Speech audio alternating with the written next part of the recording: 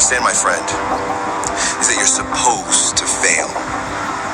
You're supposed to fucking fail, because failure is the stepping stone to success. It's not just cliche. You know, what is it? How did you feel about failing 1,000 times? And he said, no, I didn't fail 1,000 times. I just found 1,000 different ways that it wasn't going to work. And that's what's happening with you. But every time he found a way that didn't work, he was adding to his journey. He was growing stronger. He learned something. He discovered something. You were discovering something about yourself, and you're exercising your character every time you get up and try something, move in the direction of something, even if you don't get the fucking thing. It's not about the thing. It's not about making the basketball team. It's not about making $1 million, and it's not about the light bulb. It's about what you learn along the way, who you become along the way. It's that fucking journey, and you're on the journey, and guess what? The journey's hard. The journey is riddled with failure, and that's why most people don't do it. Most people aren't willing to get on that journey because they're afraid to fail. You, my friend, have failed. Congratulations. It's the greatest thing that ever happened to you, because it shows that you're alive, it shows that you did something, and it shows that you're growing stronger. I will walk away with stuff I never heard before, books I've never read before, audios I've never seen before, going to conferences that I've never gone, hanging out with people that I've never hung out with before. This is nothing, God. This is just a dessert. Me speaking is just a dessert. This is just the beginning. I came to Australia to learn. I came to Australia to get an upgrade. And when I go back, my wife will notice a difference. My kids will know a difference. Why? I'm obsessed with improvement. Every day I'm getting better. There are those of you with phones, and every new phone that comes out, you get it. Every upgrade, you get it. Every piece of software, you get it. You are upgrading your technology, and you've not upgraded yourself. So listen to me. There are those of you who said, I want to be a millionaire. I want to be the best at this company, right? But your value system says you believe in sleep more than you believe in grinding. Your value system says you are a consumer and not a producer. You're spending more money than you're making. Why?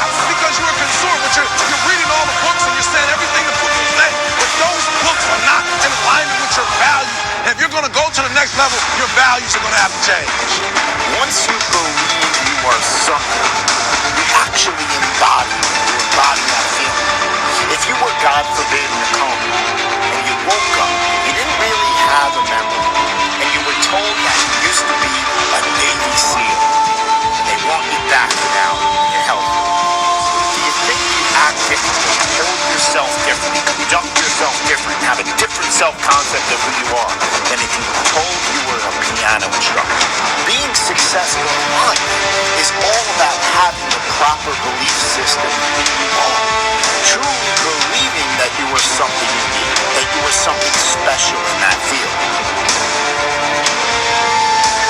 You gotta be hungry.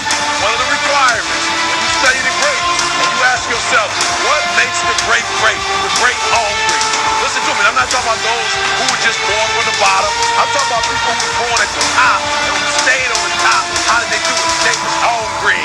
Only a few teams have ever three-peated, right? It's hard to three-peat. Why? Because you gotta stay hungry after the first championship. You gotta stay hungry after the second championship. You gotta stay hungry. So let's get at it, baby. You are not machines. You are not cattle. You are men. You have the love of humanity in your heart. You don't hate. Only the unloved hate. The unloved and the unnatural. Soldiers, don't fight for slavery. Fight for liberty. In the 17th chapter of St. Luke it was written, the kingdom of God is within man. Not one man nor a group of men, but in all men. In you. You, the people, have the power. The power to create machines. The power to create happiness. You, the people, have the power to make this life free and beautiful. To make this life a wonderful adventure.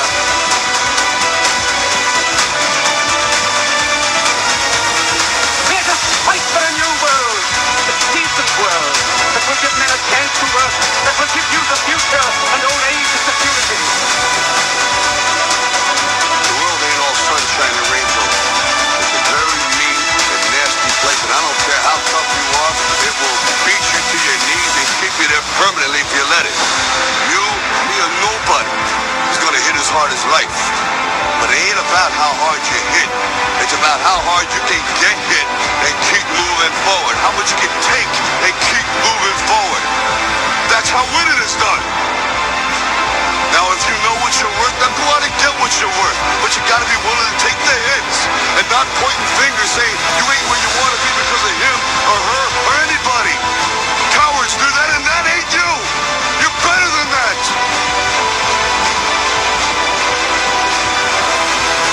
The greats have a mentality that others don't have.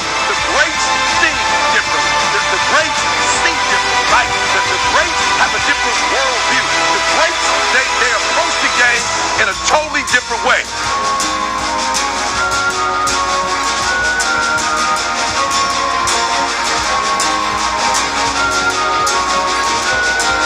So I need you to do me a huge favor. I need you to think about what you're thinking about when your effort is low. I'm gonna say it again, baby. I'm gonna say it slow. Because if you can get this, you can get any success you want in life. You can have anything you want in life if you can get this. The next time you give a low effort, right? You give it 70% or 50% or 30%. I want you to think about what you're thinking about when your effort is low. And you're probably thinking, I got to. We talked about it before. I got to versus I get to. Listen to me. If your effort is low, you're probably not thinking about the opportunity. You're probably thinking about the obligation. Football is about controlling that anger, harnessing that aggression into a team effort to achieve perfection. Coaches, they cut a player if they think he's not up to snuff. When they think he's hurting the team. But when you put that uniform on, that Titan uniform, you better come to work. We will be perfect in every aspect of the game. You drop a pass, you run a mile. You miss a blocking assignment, you run a mile. You fumble the football, and I will break my foot off in your John Brown hind parts. And then you will run a mile. Perfection. And so if we introduce it with the proper wiring, you're going to go straight to your target. If you're unsure about who you are, then your dreams, your goals, they will never become a reality. Everyone has mental doubts in life, internal conflicts. Even the most successful people that you look up to, but they don't live there. It's how you handle those negative thoughts in that exact moment and overwhelm them with positive action. And that comes with this utmost confidence in yourself that you can handle the situation. Trust in yourself that you are better than the moment.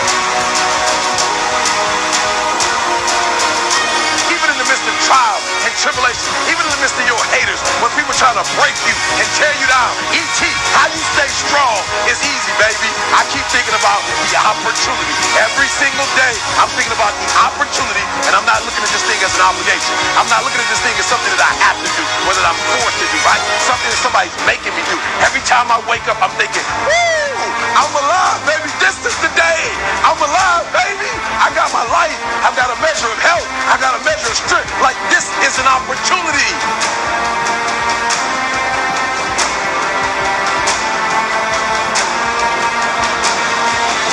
You've got to decide to be relentless. You've got to decide never to give up. You've got to find some reasons within yourself that will give you the stamina when life catches you on the blind side to get back up again, to keep on calling and coming back again and again.